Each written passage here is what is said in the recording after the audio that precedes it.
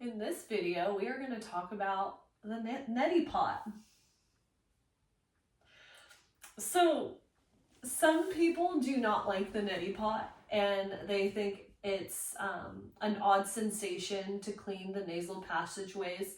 So if you're one of those people listening to this video, I completely understand.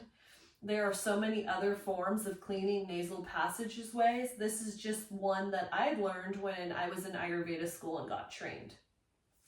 So what you're going to do is what I normally do, at least, and I do this always before pranayama, the alternate nostril breathing that you'll find in another video. So it's really good to do this one beforehand, especially if you notice you're congested.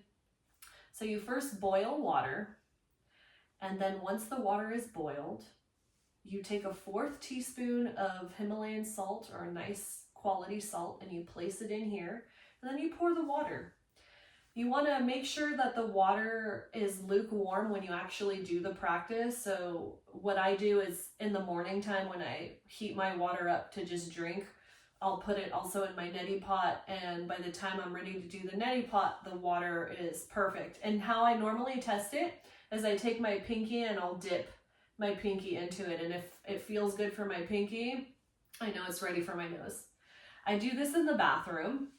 And what you're gonna do is, like, imagine I have a sink right here, okay? And you'll just kind of lean forward, and you wanna breathe through your mouth, okay? So you'll place the pot, one in the nostril, and then you'll begin to just kind of tilt your head forward into the side, and then put, lift that pot, and then the water is gonna stream out the other side of the nose. So you'll let that happen. Sometimes it drips, you'll find your perfect position. It's different for everyone.